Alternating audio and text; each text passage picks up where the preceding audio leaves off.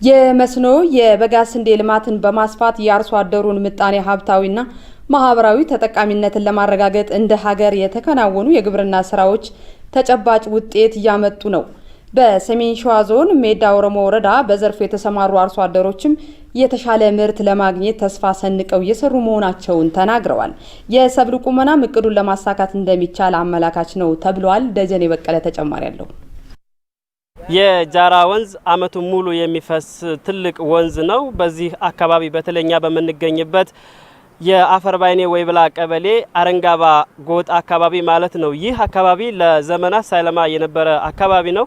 ዘንድሮ ግን በተለይ አካባቢው አርሶ አደሮች ተደራጅተው አብሮ በመሆን 15 ሄክታር ገደማ የሚሆነውን መሬት በበጋ መስኖ ስንዴ መሸፈን ችለዋል። ከዚህም ወደ 50 ኩንታል ምርት እናገኛለን ብለው ይጠብቃሉ። በዚህ ሂደት ውስጥ እንግዲህ መንግስት በተለይ ደግሞ የግብአት አቅርቦቱ እንዲሳለጥ እንደዚሁም ደግሞ ሙያዊ ድጋፍ በማድረግ በኩል የግብርና ባለሙያዎች ጥሩ እገዛ እያደረጉላቸው መሆኑን ነው የነገሩን።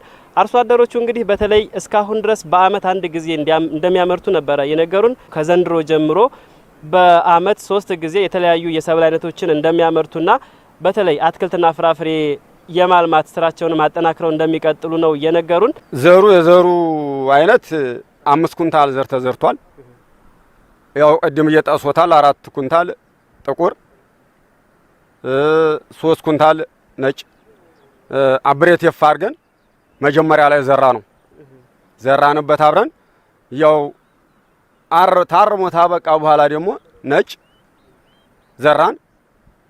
የሆነ በሽታም ክስተትም ቢከሰት እሱንም ደግሞ ተጣጥረን ያን በሽታ ለማምከንና ለማጥፋት ዝግጁ ሆነን የዚህ ቦታ ላይ አድርሰናል። ታንዴ እስከ 2 የደጋግም ያርሼ አጠጥቼ ነው ወደ ዘር የገባሁት እና በዛ ያው ለቀን ውሃ ያለ እንዲያይለይ ለቀን አጠጥቼ አረሙ ተደጋግሞ አርሜ እና በዚህ ያው ለውጥነትን አሳይቻለሁኝ። አሁንም ወዲያ አጨዳ እየደረሰ ነው። አሁን በቅር ላይ ነኝ። አጨዳ ለማጨድ ዝግጁነት ሆኛለሁኝ። በዘርፉ የተሻለ የማምረት እድል የተፈጠረላቸው እነዚህ አርሶ አደሮች ተጠቃሚነታቸውን ይበልጥ ለማሳደግ አቅደዋል። ያለ ስራ የሚባክን ጊዜ አይኖረንም ያሉት እነዚህ የቀበሌው አርሶ አደሮች የደረሰውን ሰብል ከመሰብሰብ ጎን ለጎን ለቀጣይ ስራ እየተዘጋጁ እንደሆነም ተናግረዋል። ይህም እንደ ሀገር የተያዘውን ምርታማነት የማሳደግ እቅድ ለማሳካት ጉልህ ሚና እንደሚኖረው ታምኖበታል። በዘንድሮ አመት ነው እኛ የጀመረው። የኛ ሰው የጀመረው የሰባት ሰው የጀመረው ዘንድሮ ብቻ ነው። ምክንያቱም ምን ጊዜ መሬቱን አግኝተነው አናም ዘንድሮ ነው ያገኘነው። ዛላው አሪፍ ነው። በጣም የተለየ ዛላ ነው የሆነብኝ። አሁንኛ ተገባ ነው ለውጥ ያሳየው። እስከ ዛሬ ግን 15 የሆኑ ያደራጃሉ። እኛ አሁን አባት ገበሬዎች ነን፣ ግማሾቻችን ማለት ነው። ግማሹ ወጣት ነው። 7 ሆነ ነው እስከ ዛሬ 15 ሆነው የሚያለሙበት 5-6 ኩንታል ነው የሚገኘው። ዘንድሮ ግን ይሄን ያህል ለውጥ ያሳየነው 7 ሆነን ነው። ድክመታችንም ማለት ቻዳር እየሰራን 24 ሰዓት ሰርተን ነው ይሄንን ለውጥ ለማሳየት የሞከርነው ነው ማለት ነው። አኔን ያጨድን ወደ ጎን ያስገላል ያራስ እንደገና ጤፍ እንዘራለን ብለን ሐሳባለን።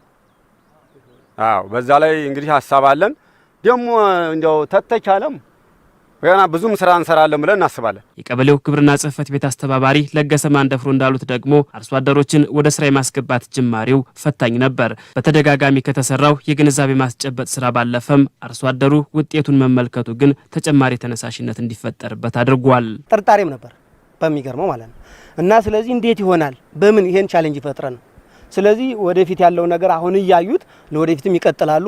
ምናልባት እንደው የሚያቅታቸውና በጣም አስቸጋሪ ከሆነ ውስጡን እያየን እየፈተሽን ለማስተካከል እንሞክራለን። ነገር ግን ከዚህ ምርት አፍሰው ከሄዱዋል በእርግጠኝነት እነሱም ወደ ኋላ እንደማይመለሱ እርግጠኛ ነኝ። በቃ ማለት የህልውና ጉዳይ ስለሆነ የህይወት ጉዳይ ስለሆነ ምርታን መጨመር ግብርና እንደ ግብርና እስከ መጨረሻው መሄድ እስካለበት ድረስ በሚል ሞራል ተነሳሽነት እስከዚህ ድረስ ወደ 8-9 ጊዜ ድጋፍ አድርገናል።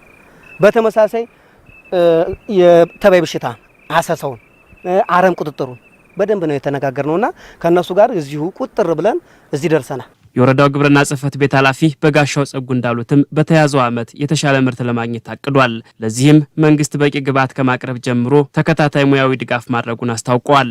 ማህበረሰቡ ያስተሳሰብ ለውጥ ማሳየቱን ያነሱት አቶ በጋሻው በቀጣይ በዘርፉ የተሻለ ስራ ለመስራት ጉጉት እንዳደረበትም አመላክተዋል።